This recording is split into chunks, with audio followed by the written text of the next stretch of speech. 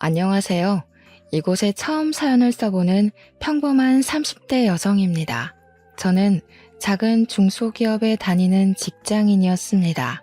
그곳에서 5년 넘게 일하고 지금은 작은 카페를 운영 중입니다. 그곳을 왜 그만두게 되었는지, 저와 엄마에게 무슨 일이 있었는지 하소연하려고 이렇게 글을 올리게 되었습니다. 원수는 외나무 다리 위에서 만난다는 일이 있잖아요. 저는 딱 그런 사연을 가지고 있습니다. 저는 어려서부터 공부를 야무지게 잘했습니다. 어릴 때 아빠가 돌아가셔서 엄마 혼자 저를 기르셔야 했기 때문에 친구들이 다니는 학원 과외 한번 못 다녀보고 공부를 해야 했습니다. 그래도 기본 머리가 좋아서인지 시험을 보면 잘 보곤 했죠. 대학까지는 장학금도 받고 잘 다녔는데 취업을 하려고 보니 스펙이 좀 딸리더라고요. 친구들은 어학 연수다 뭐다 하면서 다들 스펙을 쌓아가는데 저는 그럴 형편이 안 되었어요. 등록금은 장학금을 받았다고 해도 생활비는 제가 벌어 써야 했기 때문에 어려웠습니다. 대기업으로 서류를 넣을까 망설이다가 그냥 작은 중소기업에 지원하게 되었죠. 대기업만큼은 아니더라도 복지나 성과급 같은 곳에서는 별로 안 밀리는 곳으로 지원을 했습니다.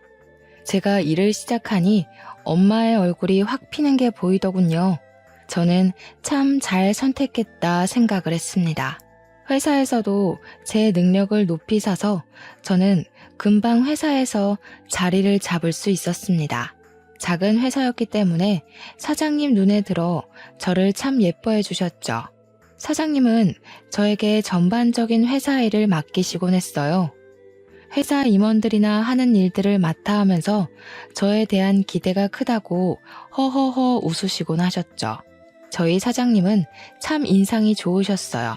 보통 중년이라고 가지고 있는 똥배도 안 가지실 정도로 자기 관리에 철저하게 관리를 하셨기 때문에 저도 사장님이 참 대단하고 멋진 분이라고 생각했습니다. 나중에 저도 중년이 되면 그렇게 늙어야겠다는 생각을 했으니까요. 자기 개발도 철저하시고 직원들에게도 그런 것을 적극적으로 권하시곤 했어요. 계절마다 사람들을 초청해서 자기 개발 강의를 들려주고 배우고 싶은 사람은 신청만 하면 원하는 공부를 시켜주는 등 정말 지원 복지에도 많은 노력을 기울이시는 분이셨죠. 저희는 작은 회사지만 튼튼한 회사, 깨끗한 회사를 만들자는 그분의 뜻에 따라 열심히 일했습니다. 저희는 내열 소재의 불연성 플라스틱을 개발하고 그것을 제품으로 만드는 일을 했는데 요즘 건축 자재의 화재로 많은 사람이 다치고 죽잖아요. 불연성 플라스틱을 건축 자재로 이용하려는 개발을 준비 중이었습니다. 당시에는 국내에는 그런 기술이 많이 부족했기 때문에 대부분 일본에서 수입하고 있었거든요. 미래 시장 가치도 높고 실용만 된다면은 정말 편리하고 가벼우면서 사람들을 안전하게 하는 제품이 될 거라고 많은 기대를 했죠. 그래서 많은 직원은 목표의식과 뚜렷한 의지를 갖추고 회사를 위해 일을 했답니다. 저도 그중 한 명이었고요. 그렇게 열심히 일하는 도중에 사장님께서 자기 아들을 소개해 주겠다고 하시는 겁니다. 당시 저는 아직 집안도 안정되지 못했고 사장님 아들이라니 부담이 되기도 했어요. 아직 만나보지는 못했지만 저와는 일단 결이 다른 사람이라고 생각했거든요. 그런데 우연히 아버지 회사를 찾은 사장 아들이 저를 보고 들이대기 시작했어요. 어머님 심부름으로 물건을 전해주러 왔는데 사장님께서 자리를 비우시면서 저에게 받아놓으라고 했거든요. 사무실 안으로 들어온 그는 처음 보는 저의 얼굴을 유심히 보더니 쇼핑백을 건네주었습니다. 몇 살이에요? 여기서 오래 일했나요? 처음 보는 것 같은데. 왜 그동안 못 봤지? 몇 번인가 왔던 것 같은데 다들 어디 갔어요? 그는 주위를 휙 둘러보더니 저만 있는 것을 확인하고 다시 저에게 고개를 돌렸습니다. 네, 다들 사장님하고 잠시 나갔어요. 저는 사장님께서 아드님이 온다고 물건 좀 받아놓으라고 시키셔서 남아 있었습니다. 여기 일한 지는 3년 정도 되었는데요. 저도 아드님은 처음 뵙네요.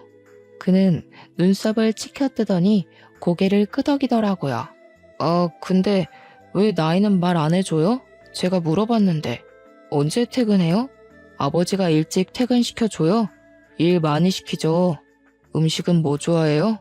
소개팅도 자리도 아니고 맞선 자리도 아닌데 그의 질문에 점점 기분이 나빠지더라고요. 저는 그를 향해 눈을 찌푸렸어요. 지금은 근무 시간이라서 길게 답변 못 해드리고요. 저는 모르는 사람에게 함부로 제 나이 공개 안 합니다. 물건 전에 받았으니 이만 돌아가셨으면 좋겠네요. 사무실에 외부인이 오래 머물면 안 되거든요. 이만 나가주세요. 저는 그의 등을 떠밀다시피 하며 밖으로 쫓아내버렸습니다. 무례하고 기분이 나빴어요. 아무리 사장 아들이지만 저를 그렇게 대할 이유는 없잖아요. 퇴근 시간이 되자 저는 가방을 챙겨서 버스를 타고 밖으로 걸어가는데 그가 차에서 내리며 저에게 다가오더라고요. 퇴근하냐는 말에 저는 무시하고 그냥 가던 길을 가고 있는데 그가 다가오면서 말을 걸더라고요. 혹시 아까 저 때문에 기분이 나빴어요? 기분 나쁘라고 한 말은 아니었는데 미안해요. 저는 혜원 씨가 너무 마음에 들어서 그랬어요. 제 소개 다시 할게요. 저는 이동원이에요. 저는 제 이름을 알고 있는 그를 향해 고개를 돌렸습니다. 그는 머리를 긁적이면서 저를 쳐다보더라고요. 제 이름 어떻게 알았어요? 저는 말해드린 적도 없는 것 같은데. 뭐죠? 저한테 왜 이러시는 거죠? 사실 오늘 아버지가 혜원 씨랑 저랑 엮어주려고 일부러 시킨 일이에요. 저는 사실 몇 번 멀리서 혜원 씨를 봤거든요. 아버지가 말 꺼낼 때 옳았구나 하고 받아들였죠. 그런데 혜원 씨가 저를 만나보기도 싫다고 해서 제 얼굴 보여줄 방법을 생각하다 보니까 이렇게 되었네요. 저는 정말 당신이 마음에 들어요. 저랑 결혼하면 이제 생활비 걱정 없이 살 수 있고 하고 싶은 공부도 더 하실 수도 있고 또 저는 그의 말을 듣다가 그냥 휙 돌아서 가버렸습니다. 처음 보는 자리에 돈 자랑이나 하는 남자를 어떻게 믿고 만나겠어요? 그가 사장님 아들이라서 돈이 아주 많은 건 알겠지만 그런 마인드를 가진 사람이랑은 연애도 말도 섞기 싫었습니다. 그는 저를 따라오면서 다시 말을 걸기 시작했어요. 왜 대답 없이 그냥 가세요? 제 말에 대답해 주세요. 우리 만나요. 저는 당신 마음에 들어요. 저 정말 괜찮은데? 이래 보여도 공부도 잘해서 유학도 다녀왔고 취미도... 저는 그를 노려보았어요. 사람 많이 안 사귀어봤죠. 특히 여자 많이 안 만나봤죠? 만나도 그런 부류랑만 만나보셨으려나? 돈 좋아하고 물건 좋아하고 오빠 좋아? 그런 쪽? 그럼 그런 여자들을 만나세요. 저는 그쪽 타입 싫어해요. 그 돈이 당신 돈인가요? 당신 능력으로 벌어서 그렇게 좋은 차, 좋은 옷, 좋은 학교 다녔어요? 시집 오면 뭘 어째요? 제가 이미 당신이랑 사귀고 결혼한다는 전제로 말하는데 그 말에 저의 의견은 하나도 없던데요. 그는 입을 움찔거리더니 두 눈을 빠르게 굴리더라고요. 맞아요.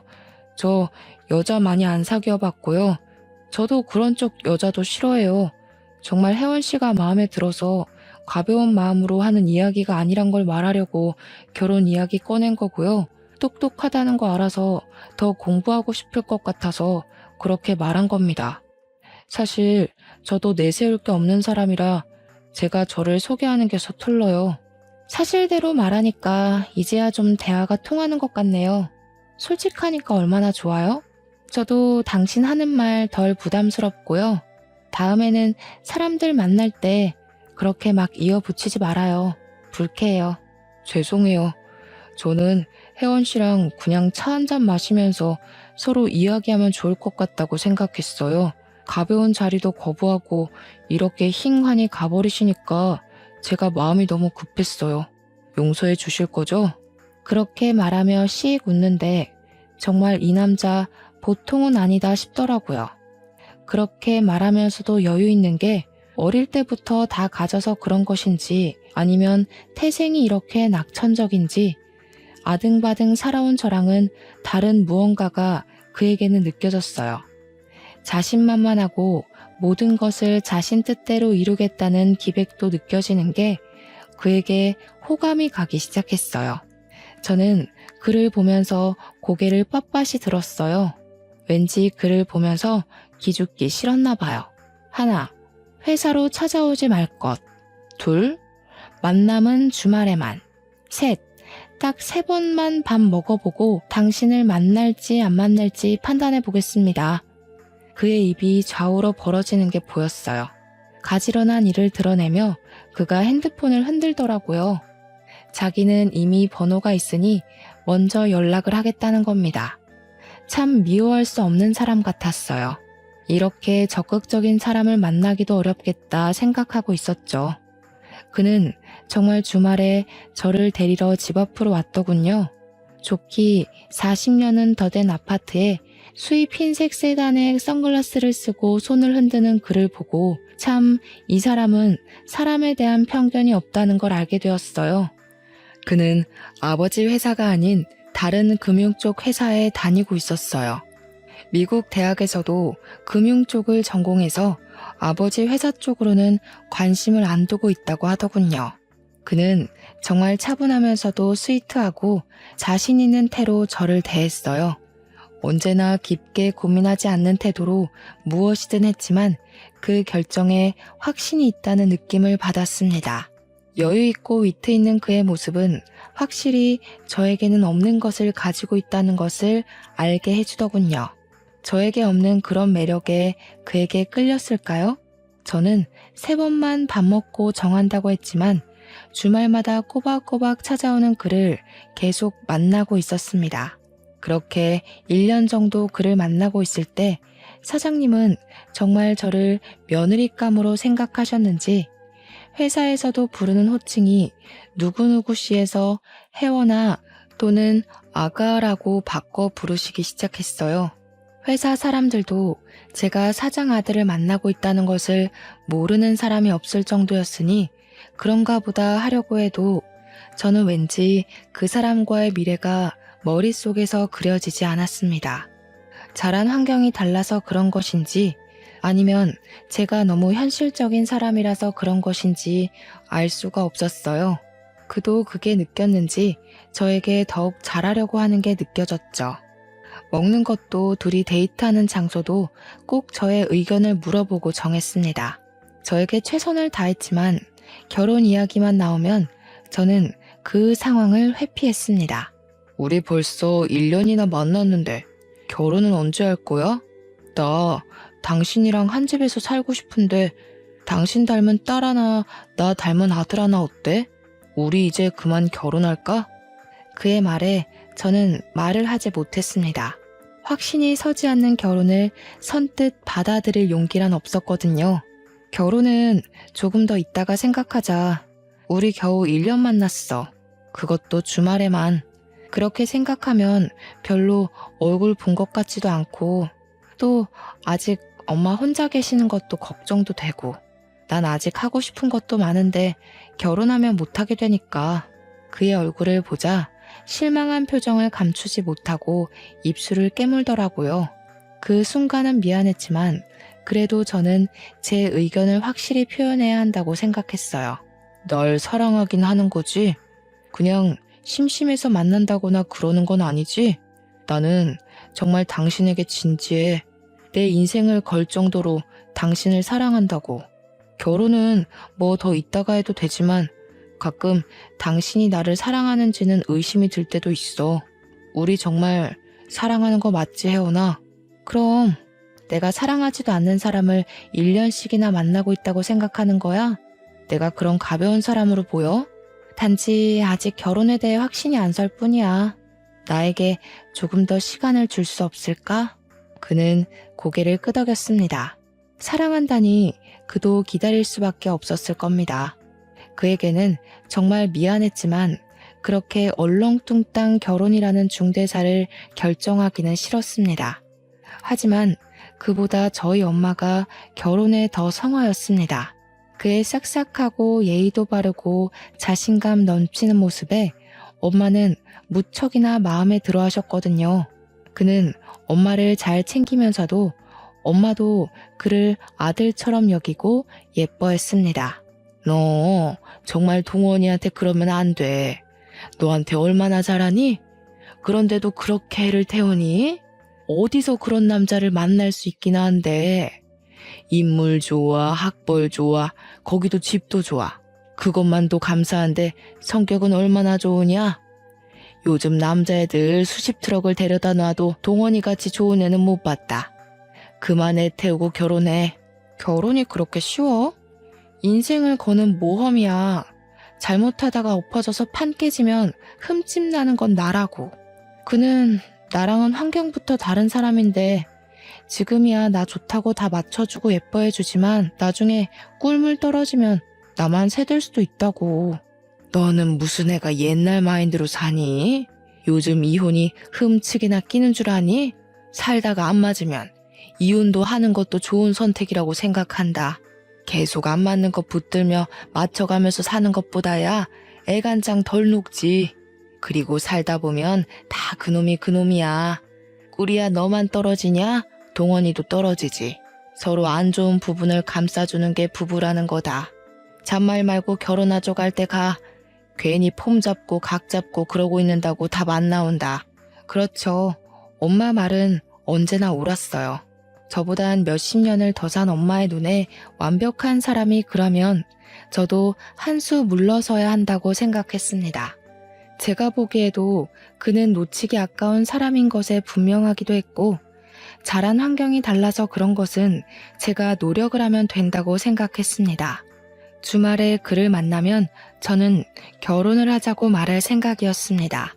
그는 커피를 마시다가 결혼을 하자는 말을 듣고서는 커피잔을 테이블 위에 엎질렀습니다. 제가 가방에서 휴지를 뽑아서 지금 뭐 하는 거야? 커피 흘린 거 안 보여? 안 차가워? 동원 씨, 바지가 다 젖었어. 갑자기 그가 저를 끌어안는 겁니다. 우리 정말 결혼하는 거야? 진짜로 결혼하는 거야? 꿈 아니지? 현실이지? 잠시만, 내 핸드폰 어디 있지? 결혼하려면 식장 먼저 잡아야 하나? 아니면 집을 구해야 하나? 아니지. 먼저 키스를 해야 하는 거지? 저는 그를 밀치며 노려보았어요. 저렇게도 좋을까? 평소에는 장난기보단 진중한 사람이 저런 말도 다 하는구나 싶었어요. 그리고 정말 그 많은 사람 앞에서 저에게 입술을 붙였습니다. 사랑한다, 잘해줄게, 온갖 달콤한 말을 꺼내더니 제 손을 잡고 카페를 나오는 겁니다. 당장 부모님께 인사를 하고 결혼을 하자고요. 얼마나 기다렸을까 미안한 마음이 들었습니다. 저는 그를 껴안고 진정시키면서 제대로 날 잡고 부모님끼리 인사도 해야 결혼식 날짜를 잡을 수 있는 거라고 차분하게 설명을 했습니다. 순간 그가 입을 삐죽이며 실망을 하더라고요. 절차가 너무 길다는 겁니다. 그래도 일륜지 대사 쉬운 게 있나요? 안 된다고 딱 잘라 말하고 상견례 자리를 잡아야 한다고 말했습니다. 그날부로 사장님은 정말 저를 며느리로 생각하셨는지 직원들이 퇴근한 빈 사장실에 저를 따로 부르셨습니다. 사장님을 따라갔더니 사장실 벽에 큰 액자를 치우시더라고요. 그 안에는 작은 금고 하나가 들어있었습니다. 그리고 그 금고를 열고 저에게 안에 있는 것들을 보여주셨어요. 안에는 금괴 수십 개와 그리고 서류 뭉치와 장부가 들어있었습니다. 제게 장부를 보여주시더니 앞으로 저에게 관리하라고 하시는 겁니다. 아들은 이 일에 관심도 없고 하기 싫어하니 회사 일도 잘하고 성실한 저를 며느리감으로 삼았다고 말입니다. 회사를 제가 물려받았으면 좋겠다고 하시는 겁니다. 아가, 혜원아, 이제는 이 회사는 네 것이다. 동원이는 이쪽 일은 전혀 할 애도 아니고 아마 적성도 안 맞을 거다. 걔 성격에 이런 일을 할 애가 되지를 못해요. 그러니 앞으로 너는 나한테 잘 배워서 이 일을 계속하면 되는 거야. 저는 생각지도 못한 말에 입을 떡하니 벌렸습니다. 장부를 넘겨보니 제가 보던 장부와 조금 차이가 있었습니다. 거래 내역이나 수량 같은 게 달랐습니다. 한마디로 분식 회계였습니다. 저는 이것을 보고 두 눈을 크게 뜨자 사장님이 제 손을 살포시 잡는 겁니다. 놀란 거 다 안다. 그래, 놀랐을 것이다. 보던 거랑 조금 다르지? 하지만 이게 현실이다. 사람들은 다 원래 이런 거야. 실제를 부풀리고 없는 것을 만들어내고 다 그렇게 사는 거지. 그러니 죄를 짓는데 생각하지 말고 하면 돼 그럼. 그게 진실이 되는 거란다. 저는 자료를 넘겨보며 입술을 바짝 깨물었습니다. 저희가 만들고 있는 불연성 플라스틱은 가짜였습니다. 실험을 조작하고 그럴듯하게 보이게 하고 재료를 수입해와서 사용하는 겉으로만 번지르르한 가짜. 그것을 실험에 통과시키고 이게 유통이 된다면 사람들은 이것을 진짜처럼 사용하게 되는 겁니다. 하지만 바로 내색은 하지 못하고 그대로 다시 장부를 안으로 밀어 넣었습니다. 이제 너에게 나의 비밀을 말하는 것은 네가 우리의 식구가 됐기 때문이다. 그리고 정말 내 뒤를 이을 아이라는 것을 알기 때문이야. 내가 세우고 지켜온 회사를 너와 함께 할 수 있다니 기쁘구나. 저는 아무 말 못하고 고개만 끄덕이다가 사장실을 빠져나왔습니다. 그동안 사람들을 이롭게 하는 일을 한다고 생각했는데 저는 많은 사람을 속이는 회사에서 일하고 있었던 거죠. 참을 수 없는 회의감이 밀려 들어오면서 저것을 세상에 말을 해야 하는지 아니면 사랑하는 사람을 지켜야 하는지 갈피를 못 잡게 되었습니다. 사람들을 생각하면 공개하는 게 맞았겠지만 그 사람들을 생각하면 덮는 게 맞았으니까요. 그래도 그는 저와 인생을 걸겠다고 맹세했고 저 또한 그를 내 사람으로 받아들였으니 그에게는 말을 해야겠다고 생각했습니다. 역시 그랬구나.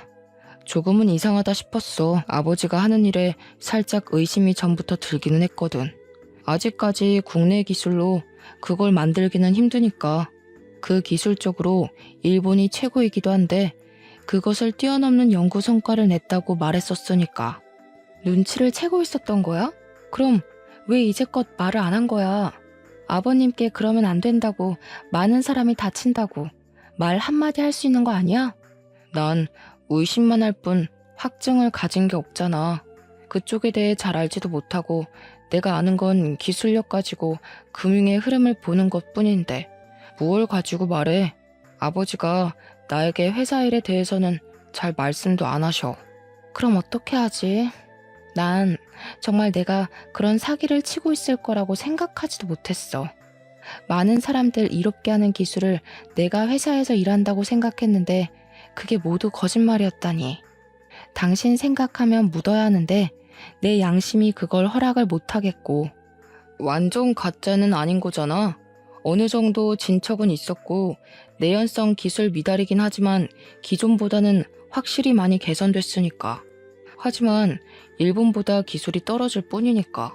그리고 당신이 그런 마인드로 회사를 물려받고 그때는 정말 그 기술을 만들고 그것이 현실이 되도록 운영하면 되지 않을까? 아버지랑 다르게 회사를 운영하면 되잖아. 그의 말에 저는 입술을 꽉 씹었습니다. 그의 말대로 정말 없는 기술은 아니었고 기준 미달의 기술. 저는 이도저도 못한 상태가 되었습니다. 꿈을 키운 회사를 배신하는 건 쉬운 일이 아니니까요.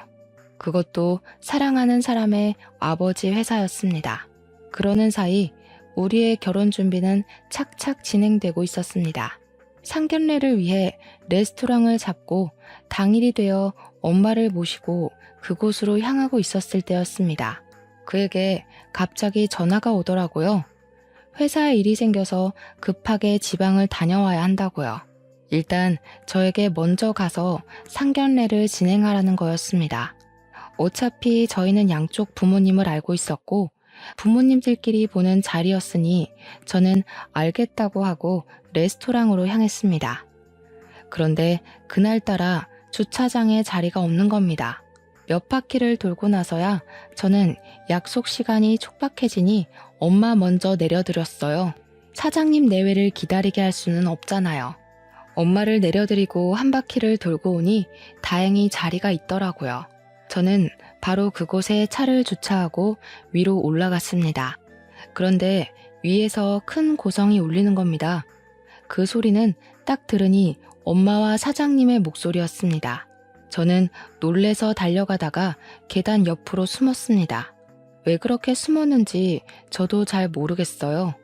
그냥 그 상황이 두 분이 얼굴을 붉히는 그 기시감이 저를 숨게 만든 것 같아요. 숨어 있으면서도 목이 바짝 타들어가더라고요. 뭔가 일이 있다, 큰 일이 있다는 걸 직감적으로 알고 촬영을 해야 한다는 생각이 번뜩 들었습니다. 그렇게 빼꼼히 핸드폰 렌즈만 내놓고 두 분의 이야기를 들었습니다. 당신 뭐야? 뭔데 여기 있는 거야? 그동안 그렇게 잘 살았어? 아주 신수가 훤한 게 죄 지은 것은 홀라당 다 까먹었나 보네. 어떻게 그렇게 사진 멀쩡하게 살아있을 수가 있는 거지? 엄마의 얼굴은 잔뜩 일그러져 있고 시뻘개져 있었습니다. 엄마를 보는 사장님의 표정은 벌레를 쳐다보는 듯 찡그리고 있었죠. 뭐라고? 지금 뭐라고 말하는 거야? 내가 무슨 죄가 있다고 숨어 살아야 하는 거지? 난 아주 당당해. 하늘 아래 부끄러운 게 없는 게 나라는 사람이야. 어디 가서 그 주둥이 함부로 놀리지 말고 살아. 그러다가 큰 곤욕이라도 치르면 어떻게 하려고 그래? 경배기처럼. 경배기는 저희 아빠의 이름이었습니다. 그렇다면 사장님은 저희 아빠를 알고 있었다는 거였습니다. 저희 아빠는 제가 3살 때 돌아가셨기 때문에 기억도 잘 나지 않았습니다. 그런데 사장님 입에서 그 이름이 나오자 저는 온몸에 소름이 돋아올랐어요.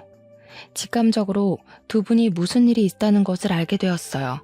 엄마는 사장님의 멱살을 잡고 흔들었습니다. 뭐야? 어디서 그 이름을 함부로 입에 올려?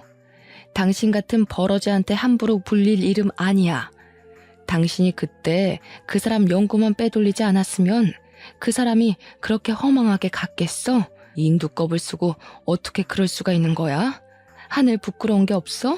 내가 알아. 당신이 저지른 그 도둑질 내가 안다고. 사장님은 자신의 멱살에서 엄마의 손을 떼어내셨습니다.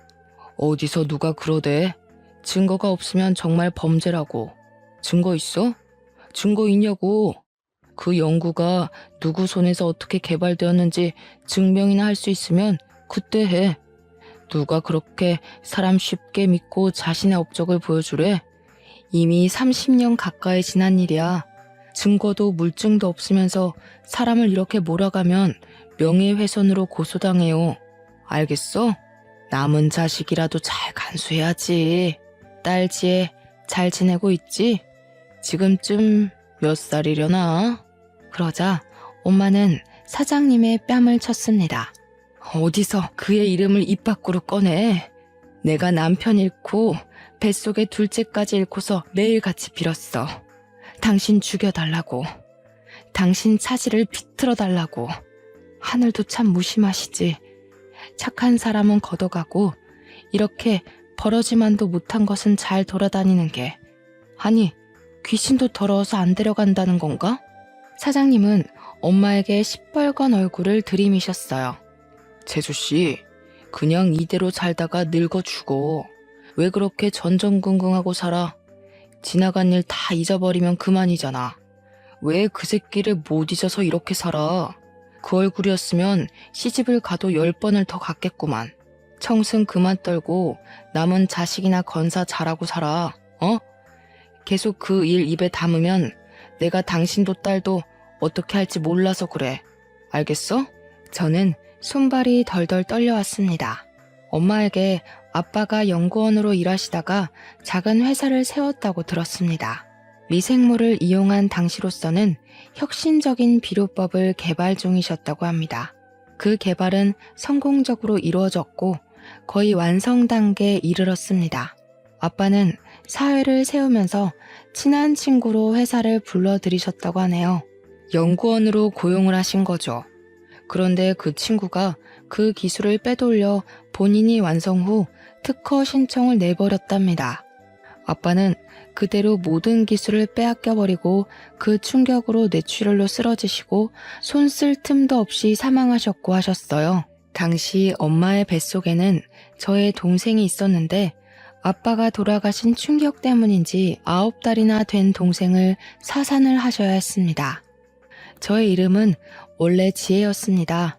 할머니께서 아버지가 돌아가시고 동생마저 잃어버리자 저에 대한 액막이라고 하시면서 회원으로 개명을 시켜주셨죠. 모든 것을 촬영하고 저는 다시 조용히 밖으로 빠져나갔어요. 도저히 그 안으로 들어갈 수가 없었어요. 아빠가 죽인 사람이 제가 사랑하는 사람의 아버지라는 사실을 어떻게 이해해야 하는 걸까요? 차로 돌아와 차를 살짝 벽에 받았습니다. 그리고 엄마에게 전화를 걸었습니다. 손이 벌벌 떨렸지만 꾹 참고 말을 이어놨어요. 정말 힘든 일이었죠. 엄마 어쩌지? 나 아직도 운전이 너무 미숙한가 봐. 주차하다가 벽에 실수로 박아버렸어. 보험회사 불러야겠는데 아무래도 오늘 상견례는 다음에 미뤄야 할 것 같아. 내가 동원 씨한테 전화할게. 그냥 밖으로 나올래? 엄마는 제 말에 깊은 숨을 내쉬더라고요. 우셨는지 목소리도 가늘게 떨고 계셨습니다. 어머, 너는 괜찮은 거야? 어쩌다가 그랬어? 아유, 너만 무사하면 된다. 사람이 중요하지 차가 중요하겠니? 그래, 자식들이 없는데 어른들끼리 앉아서 뭐 하겠니? 다음에 좋은 날, 운수 좋은 날 잡자. 오늘은 아무래도 날이 아닌가 봐. 좋은 날 보자. 순간 울컥했습니다. 심장이 쪼그라들더라고요. 제가 그를 사랑하지 않았으면 엄마는 그런 비극을 다시 떠올리지 않아도 되지 않았을까? 내가 그 회사를 가지 않았으면 우리는 만나지 않고 살 수 있었을까 하는 생각 말입니다. 엄마가 나오자 엄마를 태우고 집으로 모셔다 드렸습니다. 그리고 회사로 향했습니다. 엄마의 말이 사실이든 아니든 중요한 건 사람은 세월로도 변하지 않는다는 거겠죠. 천사의 탈을 쓴 악마를 저는 고발하기로 했습니다. 아무도 없는 빈 사장실로 들어가 액자를 내려 비밀 금고의 문을 열고 안의 서류들을 핸드폰으로 찍었습니다. 막 사진을 다 찍었을 때 그에게 전화가 오더군요. 혜원아, 어떻게 된 거야? 어머님 상견례 자리에 안 나오셨다는데 혹시 무슨 일이라도 있는 거야? 무슨 일인데 연락도 없이 자리에 안 나온 거야? 저는 그의 목소리를 들으며 흐르는 눈물을 닦고 금고의 문을 닫고 액자를 걸어두었습니다. 동원 씨, 언제 와? 나 지금 동원 씨 좀 보고 싶은데. 나 당신한테 중요한 할 이야기가 있어. 우리 두 사람의 미래에 대해서 진지하게 다시 생각을 해봐야 할 것 같은데 언제쯤 도착해? 그는 순간 꿀먹은 벙어리가 되어버린 듯 아무 말을 못하고 있었어요. 그도 놀랐겠죠. 뜬금없는 제 이야기에 한참을 말을 못하다가 겨우 말을 꺼내더군요. 지금 어디야? 내가 바로 갈게. 일단 만나자. 무슨 말인지 만나서 이야기를 해보자. 별로 안 걸려. 나한테 3시간만, 아니다. 2시간 안으로 너 있는 곳으로 갈게. 어디서 만날래? 너희 집으로 갈까? 저는 자주 보는 집 앞 카페에서 기다리겠다고 했습니다. 그는 제가 카페에 들어간 지 정확히 2시간 만에 도착했습니다.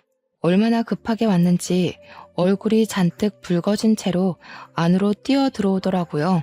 그는 자리에 앉지도 않고 저의 얼굴을 뚫어져라 바라보았습니다. 뭐야? 울었어? 얼굴이 왜 그 모양이야? 무슨 일이라도 있었어? 혜원아, 말 좀 해봐. 우리 헤어지자, 동원씨. 우리는 더는 인연이 아닌 것 같아. 난 당신을 사랑하지 않아질 거야. 다시 생각해보니까 당신 숨 쉬는 것도 싫어질 거야. 당신이 밥을 먹는 것도 싫어질 거야. 그렇게 싫어하면서 증오하게 되겠지. 그러다가 우리는 결국 서로 다른 길을 걸을 테고. 지금 무슨 말을 하는 거야? 제대로 알아먹게 말을 해야 알아먹지. 사랑하지 않아질 거는 아직 사랑한다는 거 아니야? 그런데 왜 헤어지자고 말하는 거야? 왜 해보지도 않고 헤어짐을 말하는 건데? 당신 아버지가 우리 아버지를 죽였대. 당신 아버지가 우리 동생을 죽였대. 그런데 어떻게 내가 당신을 사랑할 수가 있겠어? 내가 어떻게 당신을 계속 만나서 밥을 먹고 차를 먹고 숨을 쉬지? 알아먹게 말을 해. 뜬구름 잡듯이 그렇게 두리뭉실 말을 하면 내가 못 알아먹잖아. 우리 아버지가 누구를 죽여? 혜원아, 우리 아버지 그렇게 나쁜 분 아니야. 네가 잘못 알았겠지. 도대체 어디서 무슨 말을 듣고 와서 이러는 건데? 그리고 낮에 찍었던 핸드폰 동영상을 들어 그에게 내밀었습니다. 그는 그것을 보고 손을 덜덜 떨더군요. 자신 아버지의 민낯을 보고 그도 적지 않게 충격을 받았나 봅니다. 깊은 숨을 내쉬며 손을 움켜잡는 그를 보며 저는 예전에 아버지가 돌아가신 일에 대해 추가 설명을 했습니다. 그는 이제 거의 울 듯한 표정을 짓더라고요. 새파랗게 질려있는 그를 향해 저는 이별을 고했습니다. 잘 봤어? 우리가 함께할 수 없는 이유에 대해서 말이야. 나도 처음에 당신 아버지가 우리 아빠를 죽게 만들었다는 말을 믿을 수가 없었어. 난 이 길로 경찰서에 갈 거야. 그리고 그걸 보여주고 우리 아빠가 어떻게 죽었는지 밝혀내야겠어. 나 이대로는 숨을 못 쉴 것 같아. 숨이 안 쉬어져.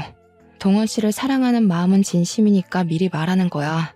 당신은 미리 알아야 할 것 같아서. 저는 고개를 숙이고 눈물을 떨구었어요. 그리고 그의 손에 든 핸드폰을 빼앗아 손에 쥐고 바로 일어섰죠. 그때 그의 손이 저를 붙잡았습니다. 같이 가자. 내가 할게. 당신 말고 내가 신고할게. 이게 진짜라면 벌을 받아야 하는 게 맞는 것 같아. 그게 옳은 것 같아. 같이 가자, 혜원아. 저는 그를 쳐다보았어요. 흔들림 없는 그의 눈빛이 저를 지그시 쳐다보더군요. 이 사람은 그의 아버지와는 다른 사람이었습니다. 죄를 지어도 숨기지 않고 덮지 않는 정직한 사람. 하지만 어떻게 자신 아버지의 죄를 밝히라고 등을 떠밀 수 있을까요? 천벌을 받고 씹어먹어도 모자랄 사람이지만 그래도 저는 이 사람을 사랑하는 걸요. 그의 손에서 손을 비틀어 빼냈습니다. 아니야. 어떻게 그렇게 해. 난 못해, 동원 씨. 당신한테 그렇게 하고 싶지 않아. 나에게는 원수지만 당신한테는 하나밖에 없는 아버지잖아. 자식이 부모한테 그러면 안 되는 거잖아. 내가 해. 그러니까 동원 씨는 빠져. 아버지라도 죄를 지었으면 벌을 받는 게 맞아. 이렇게 내가 손 놓고 있다면 나도 얼굴을 못 들고 다니지. 괜찮아. 그건 내가 감당할 내 업보인 거야. 가자. 같이 가는 게 맞는 것 같아. 그의 손에 이끌려 저는 카페를 나오며 분식 회계도 터트릴 거라고 소리쳤습니다. 그가 뒤를 돌아보며 깊은 한숨을 내쉬며 옅은 미소를 짓더군요. 그의 대답은 죄를 지었으면 벌을 받아야지였습니다. 경찰서로 운전을 하며 그는 저에게 말을 하더군요. 예전 같으면 말이야. 이런 건 그냥 흔한 일이라고 생각했을지도 모르겠어. 그냥 사람들은 다 숨기고 감추고 사니까. 그런데 당신을 만나고 그러면 안 되겠다 생각이 들더라. 뭐든지 당당하게 솔직하게 그게 너무 멋져 보였어. 나는 항상 남에게 주어진 걸 받고 살아서 자신감 있는 척 했는데 당신은 항상 그냥 당당하더라고. 그게 진짜 당당한 건데. 부끄럼 없이 숨김 없이 나도 그렇게 살고 싶어, 혜원아. 저는 그에게 아무 말도 하지 않았습니다. 아마 저희는 서로 가지지 못한 것에 끌려 이 자리까지 왔을지도 모르겠다는 생각이 들더군요. 그는 스스로 제 핸드폰을 빼앗아 경찰에 제출했습니다. 저는 옆에서 그 모습을 지켜만 보았습니다. 아버지 목에 칼을 꽂는 모습을 그저 덩그러니 지켜봤어요. 다음날 회사에서 일하고 있는데 검찰들이 상자를 들고 우르르 몰려왔습니다. 이정만 씨, 당신의 회사에 분식 회계가 있다는 정황이 포착되었다는 신고가 들어왔습니다. 연구 성과도 비리에 포함되었더군요. 당신을 긴급 소환하고 증거를 압수하겠습니다. 하나도 빼놓지 말고 다 담아. 아, 저 액자 띄워봐. 뭐 하는 거야? 분식회계라니. 안 돼. 거기는 안 돼. 손대지 마. 누구야? 대체 누가 신고를 한 거야? 누구야? 누가 나를? 사장의 눈이 순간 저와 마주치자 울긋불긋해지면서 저에게 다가오시더군요. 저의 어깨를 잡고 흔드는 게 아니겠어요? 설마 아가, 혜원이 너는 아니지? 너는 내 식구잖아. 이 회사를 내가 너에게 준다고 했는데 네가 이 회사를 망치는 건 하지 않았을 거 아니야. 그렇지? 말린 말 안 해? 말하라고. 제가 그랬어요, 아버지.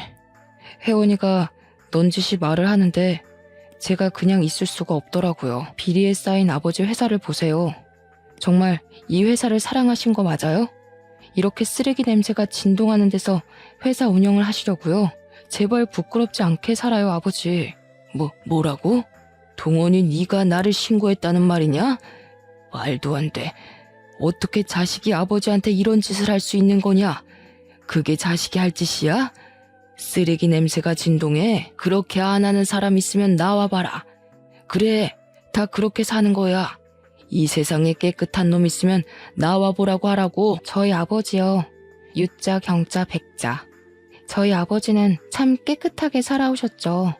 친구한테 배신당하기 전까지는요. 제가 할 수 있는 복수는 이게 한계라는 게 참 아쉬워요.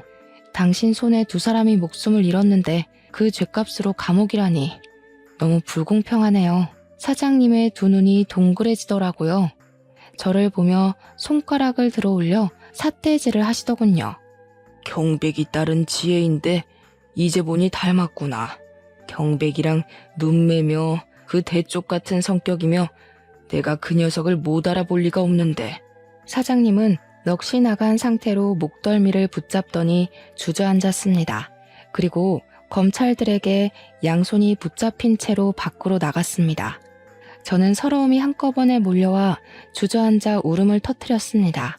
그가 저의 어깨를 두들기며 다독이더군요.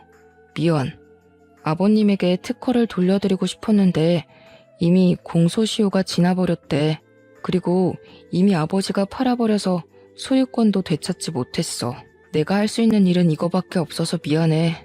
당신을 붙잡고 싶은데 이렇게 아버지를 버려서라도 당신을 얻고 싶은데 나 참 못났다. 그치? 저는 아무 말 없이 그의 얼굴을 보다가 자리에서 일어났어요. 그때 그의 어머님이 어떻게 아셨는지 헐레벌떡 들어오시더라고요. 대강의 내용을 아들에게 들으시고 저의 손을 꽉 잡으시더군요.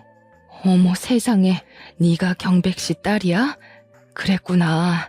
난 그동안 저 사람 말에 깜빡 속아 살았구나. 그때 너희 아버지가 갑자기 그렇게 되고 우리도 정신이 없었거든. 남편이 갑자기 돈이 생겨서 사업을 한다고 하지를 않나. 친구가 잘못됐다는데 이상하다 생각은 했지. 그게 그렇게, 아휴, 그 죄를 다 어떻게 갚으려고 그런 짓을 했다니? 동원아, 잘했다. 사람이 죄를 지으면 반드시 돌아오는 법이다. 미안하다, 혜원아. 내가 정말 미안해. 그 말을 듣고 저는 그 사람은 아버지보다 어머니를 닮았다는 사실은 분명하게 알게 되었습니다. 그의 아버지는 검찰 조사를 받다가 저희 아버지와 같은 뇌출혈로 쓰러져서 결국은 중환자실에 입원하는 신세가 되었습니다. 저는 당연히 회사를 그만두고 작은 카페를 차렸습니다. 그는 금융회사를 그만두고 아버지 회사로 들어가 사장이 되었습니다. 저를 찾아와 매일같이 한탄을 늘어놓으며 이건 어떻게 하면 되냐, 저건 어떻게 해야 되냐 물어봅니다. 저희는 어떻게 되었냐고요? 여전히 같아요. 주말마다 만나고 만나서 차도 먹고 밥도 먹고 딱 거기까지 선을 허락했습니다. 그는 언젠가 자신을 용서할 날이 있을 거라고 기대를 하더군요. 그래도 저는 아직도 그와의 미래가 잘 그려지지 않아요. 하지만 그가 그의 아버지의 죄를 짊어지고 저를 향해 용서를 구하며 더욱 정직하고 바르게 살려 한다는 것을 알고 있기에 그 사람을 밀어내지 않고 지켜보고 있습니다. 제 사연은 여기까지입니다. 이렇게 속을 풀어놓으니 마음속에 쌓인 한이 조금은 풀리는 것 같습니다.